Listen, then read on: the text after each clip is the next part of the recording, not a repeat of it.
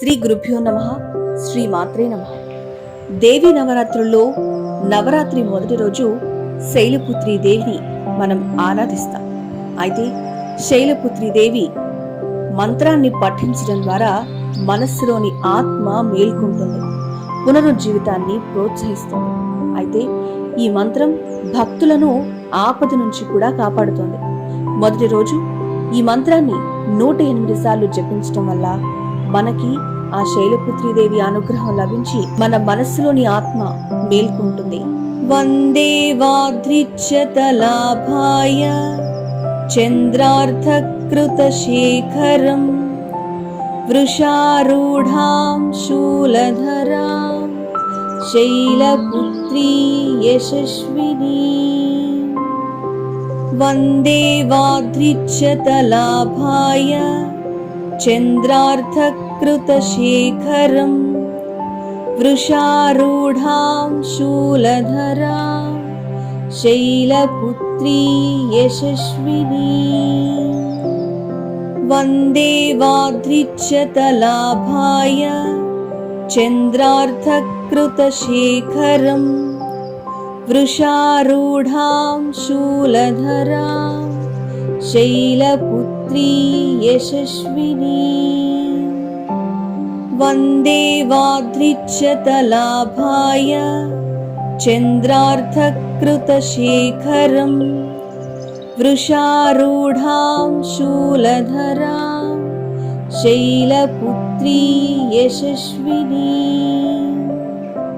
వందే వాద్రిచ్యతలాభాయ చంద్రార్థకృత శేఖరం వృషారూఢాం శూలధరాం శైలపుత్రీ యశస్వినీ. వందే వాద్రిచ్యతలాభాయ చంద్రార్థకృత శేఖరం వృషారూఢాం శూలధరాం శైలపుత్రీ యశస్వినీ. వందే వాద్రిచ్యతలాభాయ చంద్రార్థకృత శేఖరం వృషారూఢాం శూలధరాం శైలపుత్రీ యశస్వినీ. వందే వాద్రిచ్యతలాభాయ చంద్రార్థకృత శేఖరం వృషారూఢాం శూలధరాం శైలపుత్రీ యశస్వినీ. వందే వాద్రిచ్యతలాభాయ చంద్రార్థకృత శేఖరం వృషారూఢాం శూలధరాం శైలపుత్రీ యశస్వినీ. వందే వాద్రిచ్యతలాభాయ చంద్రార్థకృత శేఖరం వృషారూఢాం శూలధరాం శైలపుత్రీ యశస్వినీ. వందే వాద్రిచ్యతలాభాయ చంద్రార్థకృత శేఖరం వృషారూఢాం శూలధరాం శైలపుత్రీ యశస్వినీ. వందే వాద్రిచ్యతలాభాయ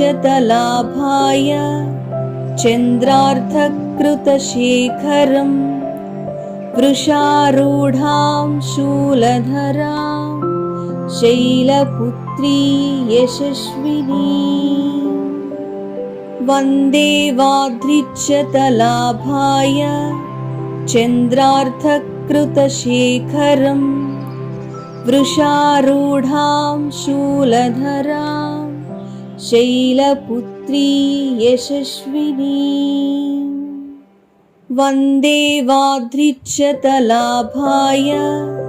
చంద్రార్థకృత శేఖరం వృషారూఢాం శూలధరాం శైలపుత్రీ యశస్వినీ. వందే వాద్రిచ్యతలాభాయ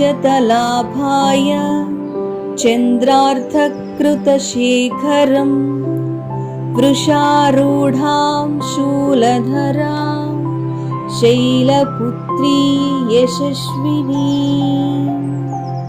वन्दे वाद्रिच्यतलाभाय चन्द्रार्थकृतशेखरम् वृषारूढां शूलधरां शैलपुत्री यशस्विनी वन्दे वाद्रिच्यतलाभाय चन्द्रार्थकृतशेखरम् वृषारूढां शूलधरां शैलपुत्री यशस्विनी वन्दे वाद्रिच्यतलाभाय चन्द्रार्थकृतशेखरम् वृषारूढां शूलधरां शैलपुत्री यशस्विनी वन्दे वाद्रिच्यतलाभाय चन्द्रार्थकृतशेखरम् वृषारूढां शूलधरां शैलपुत्री यशस्विनी वन्दे वाद्रिच्यतलाभाय चन्द्रार्थकृतशेखरम् वृषारूढां शूलधरां शैलपुत्री यशस्विनी वन्दे वाद्रिच्यतलाभाय चन्द्रार्थकृतशेखरम् वृषारूढां शूलधरां शैलपुत्री यशस्विनी वन्दे वाद्रिच्यतलाभाय चन्द्रार्थकृतशेखरम् वृषारूढां शूलधरां शैलपुत्री यशस्विनी वन्दे वाद्रिच्यतलाभाय चन्द्रार्थकृतशेखरम् वृषारूढां शूलधरां शैलपुत्री यशस्विनी वन्दे वाद्रिच्यतलाभाय चन्द्रार्थकृतशेखरम् वृषारूढां शूलधरां शैलपुत्री यशस्विनी वन्दे वाद्रिच्यतलाभाय चन्द्रार्थकृतशेखरम् वृषारूढां शूलधरां शैलपुत्री यशस्विनी वन्दे वाद्रिच्यतलाभाय चन्द्रार्थकृतशेखरम् वृषारूढां शूलधरां शैलपुत्री यशस्विनी वन्दे वाद्रिच्यतलाभाय चन्द्रार्थकृतशेखरम् वृषारूढां शूलधरां शैलपुत्री यशस्विनी वन्दे वाद्रिच्यतलाभाय चन्द्रार्थकृतशेखरम् वृषारूढां शूलधरां शैलपुत्री यशस्विनी वन्दे वाद्रिच्यतलाभाय चन्द्रार्थकृतशेखरम् वृषारूढां शूलधरां शैलपुत्री यशस्विनी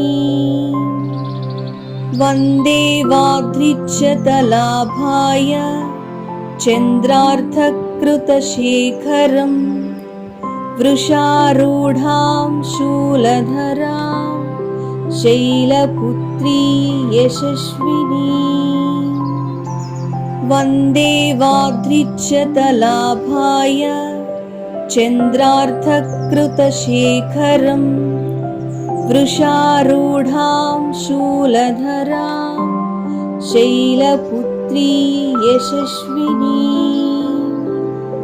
वन्दे वाद्रिच्यतलाभाय चन्द्रार्धकृतशेखरम् वृषारूढां शूलधरां शैलपुत्री यशस्विनी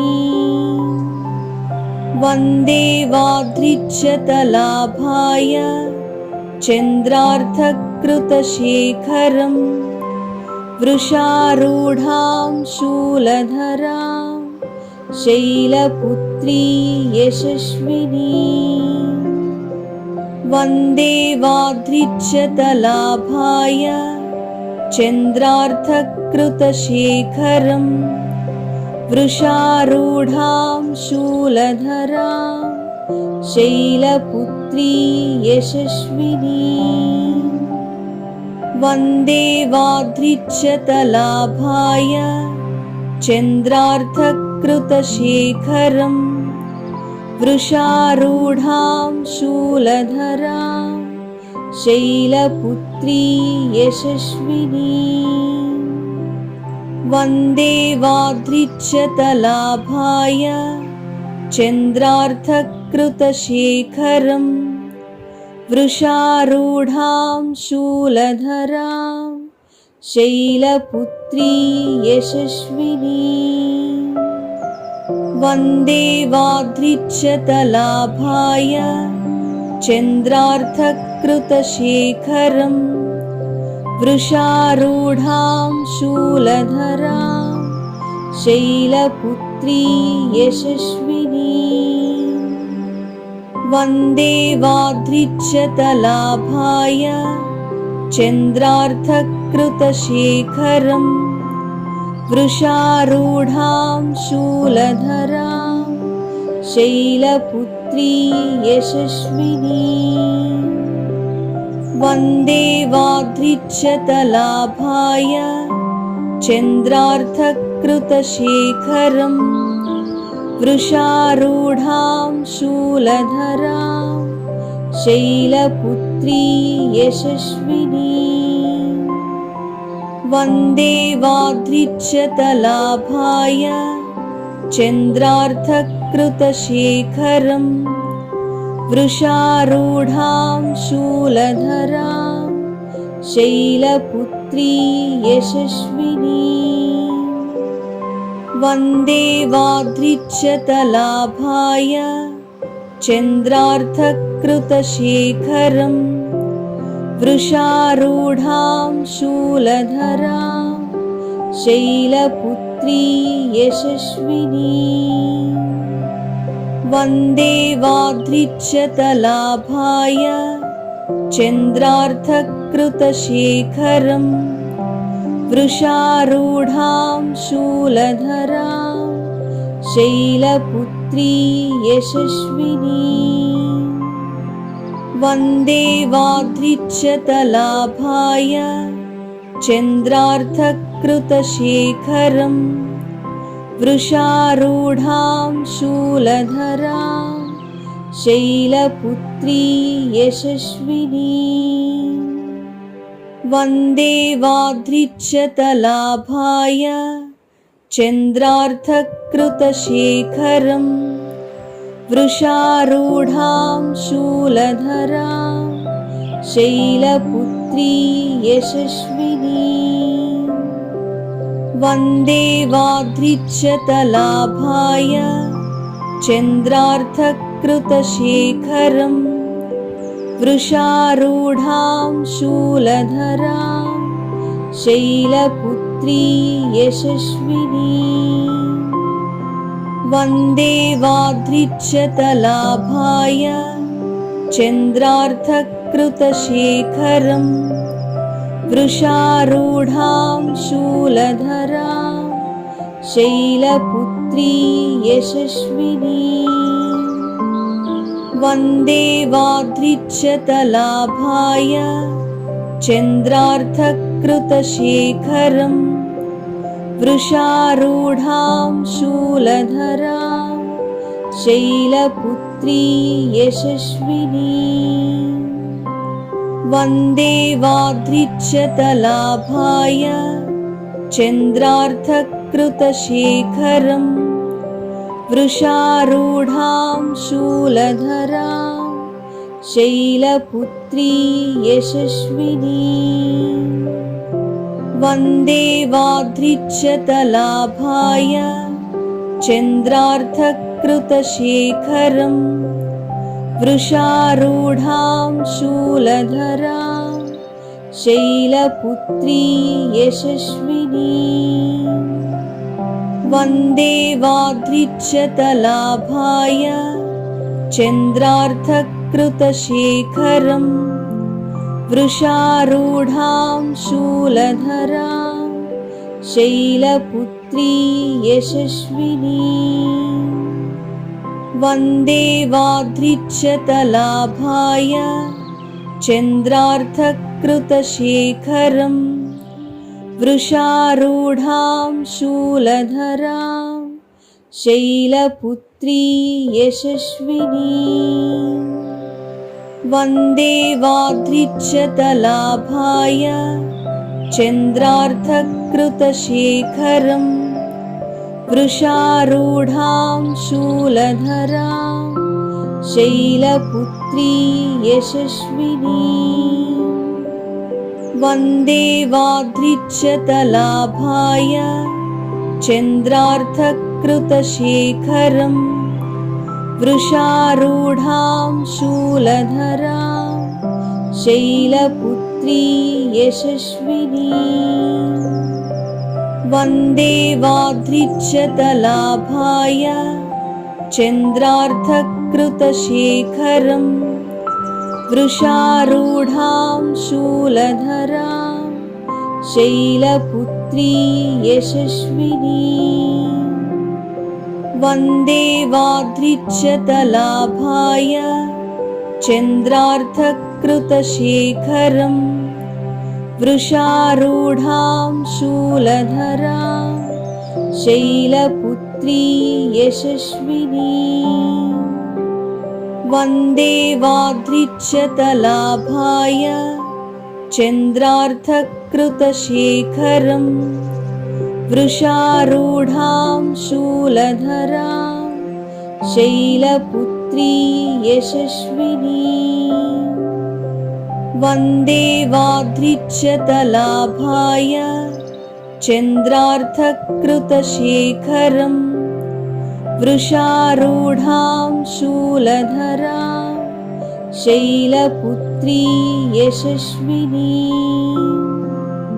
वन्दे वाद्रिच्यतलाभाय चन्द्रार्थकृतशेखरम् वृषारूढां शूलधरां शैलपुत्री यशस्विनी। वन्दे वाद्रिच्यतलाभाय चन्द्रार्थकृतशेखरम् वृषारूढां शूलधरां शैलपुत्री यशस्विनी। वन्दे वाद्रिच्यतलाभाय चन्द्रार्थकृतशेखरम् वृषारूढां शूलधरां शैलपुत्री यशस्विनी। वन्दे वाद्रिच्यतलाभाय चन्द्रार्थकृतशेखरम् वृषारूढां शूलधरां शैलपुत्री यशस्विनी। वन्दे वाद्रिच्यतलाभाय चन्द्रार्थकृतशेखरम् वृषारूढां शूलधरां शैलपुत्री यशस्विनी। वन्दे वाद्रिच्यतलाभाय चन्द्रार्थकृतशेखरम् वृषारूढां शूलधरां शैलपुत्री यशस्विनी। वन्दे वाद्रिच्यतलाभाय चन्द्रार्थकृतशेखरम् कृतशेखरं वृषारूढां शूलधरां शैलपुत्री यशस्विनी वन्दे वाद्रिच्यतलाभाय चन्द्रार्थकृतशेखरं वृषारूढां शूलधरां शैलपुत्री यशस्विनी वन्दे वाद्रिच्यतलाभाय चन्द्रार्थकृतशेखरं वृषारूढां शूलधरां शैलपुत्री यशस्विनी वन्दे वाद्रिच्यतलाभाय चन्द्रार्थकृतशेखरं वृषारूढां शूलधरां शैलपुत्री यशस्विनी वन्दे वाद्रिच्यतलाभाय चन्द्रार्थकृतशेखरं वृषारूढां शूलधरां शैलपुत्री यशस्विनी वन्दे वाद्रिच्यतलाभाय चन्द्रार्थकृतशेखरं वृषारूढां शूलधरां शैलपुत्री यशस्विनी वन्दे वाद्रिच्यतलाभाय चन्द्रार्थकृतशेखरं वृषारूढां शूलधरां शैलपुत्री यशस्विनी वन्दे वाद्रिच्यतलाभाय चन्द्रार्थकृतशेखरं वृषारूढां शूलधरां शैलपुत्री यशस्विनी वन्दे वाद्रिच्यतलाभाय चन्द्रार्थकृतशेखरं वृषारूढां शूलधरां शैलपुत्री यशस्विनी वन्दे वाद्रिच्यतलाभाय चन्द्रार्थकृतशेखरं वृषारूढां शूलधरां शैलपुत्री यशस्विनी वन्दे वाद्रिच्यतलाभाय चन्द्रार्थकृतशेखरं वृषारूढां शूलधरां शैलपुत्री यशस्विनी वन्दे वाद्रिच्यतलाभाय चन्द्रार्थकृतशेखरं वृषारूढां शूलधरां शैलपुत्री यशस्विनी वन्दे वाद्रिच्यतलाभाय चन्द्रार्थकृतशेखरं वृषारूढां शूलधरां शैलपुत्री यशस्विनी वन्दे वाद्रिच्यतलाभाय चन्द्रार्थकृतशेखरं वृषारूढां शूलधरां शैलपुत्री यशस्विनी वन्दे वाद्रिच्यतलाभाय चन्द्रार्थकृतशेखरं वृषारूढां शूलधरां शैलपुत्री यशस्विनी वन्दे वाद्रिच्यतलाभाय चन्द्रार्थकृतशेखरं वृषारूढां शूलधरां शैलपुत्री यशस्विनी वन्दे वाद्रिच्यतलाभाय चन्द्रार्थकृतशेखरं वृषारूढां शूलधरां शैलपुत्री यशस्विनी वन्दे वाद्रिच्यतलाभाय चन्द्रार्थकृतशेखरम् वृषारूढां शूलधरां शैलपुत्री यशस्विनी वन्दे वाद्रिच्यतलाभाय चन्द्रार्थकृतशेखरम् वृषारूढां शूलधरां शैलपुत्री यशस्विनी वन्दे वाद्रिच्यतलाभाय चन्द्रार्थकृतशेखरम् वृषारूढां शूलधरां शैलपुत्री यशस्विनी वन्दे वाद्रिच्यतलाभाय